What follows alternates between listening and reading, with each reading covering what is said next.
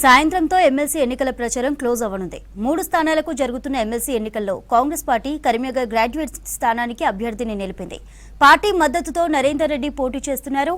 Sitting seat కావడంతో ఎట్టి పరిస్థితుల్లోనైనా గెలవాలని పక్కా ప్రణాళికతో ప్రచారం నిర్వహించింది.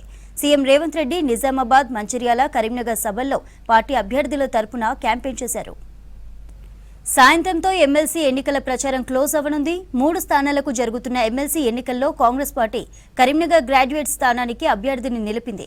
పార్టీ మద్దతుతో నరేందర్ రెడ్డి పోటీ చేస్తున్నారు.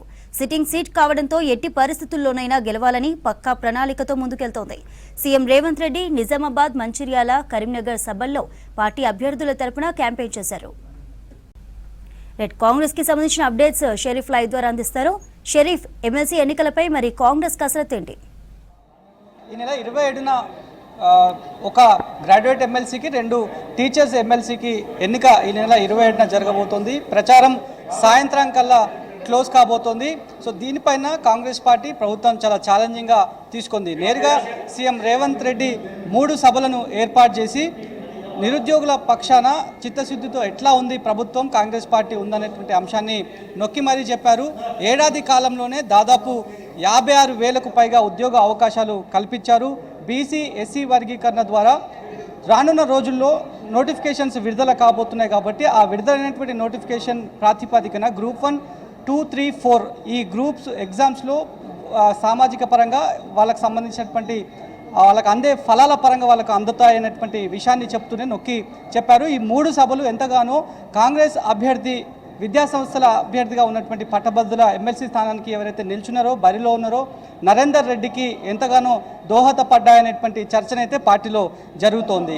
నేరుగా రేవంత్ రెడ్డి వెళ్ళి ప్రచారం చేయడం, చాలా అంశాలు పట్టభద్రులకు సంబంధించి మాట్లాడడము, అక్కడ ఉన్నటువంటి తాజా సమీకరణాలపైన ఆయన మాట్లాడడము, 3 సభలను ఏర్పాటు చేశారు. కరీంనగర్, నిజామాబాద్కి సంబంధించి మరొక స్థానంలో ఈ 3 సభలను కూడా ఏర్పాటు చేశారు. కాబట్టి అవి ఎంతగానో ఇంపాక్ట్ చూపాయనేటువంటి అంచనాకు ఇప్పటికే రావడం జరిగింది.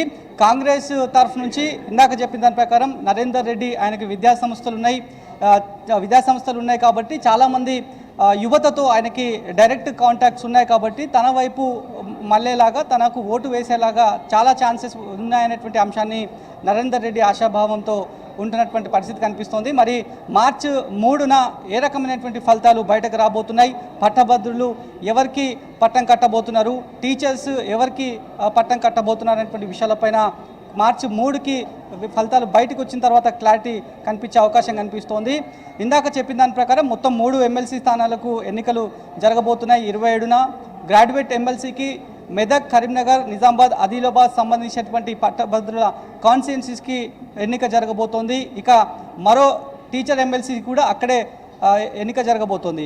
మరొకటి వరంగల్, నల్గొండ, ఖమ్మంకి సంబంధించి టీచర్స్ ఎన్నిక జరగబోతోంది ఎమ్మెల్సీకి. సో అక్కడ మాత్రం టీచర్స్ ఎమ్మెల్సీకి సంబంధించిన వ్యవహారంలో కాంగ్రెస్ పార్టీ నేరుగా పోటీలో లేదు, కానీ లెఫ్ట్ పార్టీస్కి మద్దతు తెలుపుతామనేటువంటి విషయాన్ని చెప్పారు, మద్దతుగానే ఉన్నారు.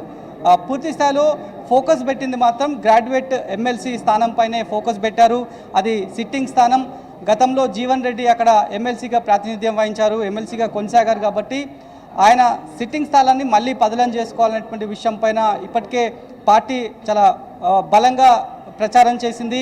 పాత ఏఐసిసి తెలంగాణ ఇన్ఛార్జ్గా ఉన్నటువంటి దీపాదాస్ మున్సి కూడా పలుమార్లు జూమ్ మీటింగ్స్ ఏర్పాటు చేశారు. అదేవిధంగా కొత్తగా వచ్చినటువంటి ఏఐసిసి తెలంగాణ దూతగా ఉన్నటువంటి మీనాక్షి నటరాజన్ కూడా దృష్టి పెట్టారు. ఇప్పటికే దఫల వారీగా లేట్ నైట్స్ వరకు కూడా జూమ్ కాల్స్ నడిపించారు. ఎట్లా యువతకు సంబంధించిన వివరాలు ఏ రకంగా చెప్పాలనేటువంటి విషయాలపైన దిశానిర్దేశం చేశారు. సీఎం రేవంత్ రెడ్డి నేరుగా సభలకు వెళ్ళారు, ఆయన కూడా జూమ్ కాల్లో మాట్లాడారు. ఇక మంత్రులు, ఇన్ఛార్జ్ మంత్రులు కూడా ఉన్నారు, ఎమ్మెల్యేలు కూడా ఉన్నారు. కాబట్టి అటు దామోదర్ రాజనరసింహ కావచ్చు, అదేవిధంగా మాజీ ఎమ్మెల్యే జగ్గారెడ్డి ప్రస్తుతం పార్టీ వర్కింగ్ ప్రెసిడెంట్గా ఉన్నారు, ఆయన కూడా ప్రచారంలో దూసుకుపోయినారు. మెదక్, ఉమ్మడి మెదక్ కావడంతో పట్టభద్రులు చాలామంది అక్కడ కూడా ఉంటారు, అక్కడ కూడా ఏర్పాటు చేశారు, సమావేశాలు ఏర్పాటు చేసి వాళ్ళతో కూడా పూర్తి స్థాయిలో యువతలను ఎట్లా తమ వైపు ఓటు మళ్ళేలాగా చేయాలో వాళ్ళు కూడా వ్యూహరచన చేసుకున్నారు. సో ప్రధానంగా చాలామంది మంత్రులు అక్కడ ప్రచారంలో పాల్గొన్నారు కాబట్టి తమ వైపే ఎడ్జి ఉంటుంది. అది కూడా అధికార పార్టీగా కాంగ్రెస్ ఉంది, పట్టభద్రులు ఖచ్చితంగా తమ వైపే ఉంటారు. గత బీఆర్ఎస్ 10 సంవత్సరాల్లో వేయనటువంటి నోటిఫికేషన్స్ అన్నీ కూడా మేము కేవలం సంవత్సర కాలంలోనే ఏడాది పొడవులోనే దాదాపు 56,000 ఉద్యోగాలు అంటే ఇది చిన్న విషయం కాదు కాబట్టి ఖచ్చితంగా పట్టభద్రులంతా కూడా తమ వైపే ఉంటారని కూడా చెప్తున్నారు కాబట్టి మరి మార్చి 3న ఏ రకమైనటువంటి రిజల్ట్ రాబోతున్నాయి. మరొక అంశం 2019తో పోల్చుకుంటే ఏమేం పట్టభద్రులే దాదాపు 25,000కు పైగా కొత్త మంది ఎన్రోల్ చేసుకున్నారు. కొత్తగా ఆ ఎన్రోల్ చేసుకున్నటువంటి పట్టభద్రులు అందరూ కూడా డిసైడింగ్ ఫ్యాక్టర్స్గా ఉంటారు. వాళ్ళని తమ వైపు ఎట్లనైనా మలుచుకోవాలనేటువంటి వ్యూహంతో మొదటి నుంచి కాంగ్రెస్ పార్టీ ఉంది. ఇక టీచర్స్కి సంబంధించి కూడా మరో కొంతమంది కొత్తగా ఎన్రోల్ చేసుకున్నటువంటి వాళ్ళు ఉన్నారు. వాళ్ళు 17,000 మందిగా ఉన్నారు కాబట్టి ఈ పట్టభద్రుల పైనే కాంగ్రెస్ పార్టీ చాలా సీరియస్గా ఫోకస్ పెట్టిందని చెప్పాలి.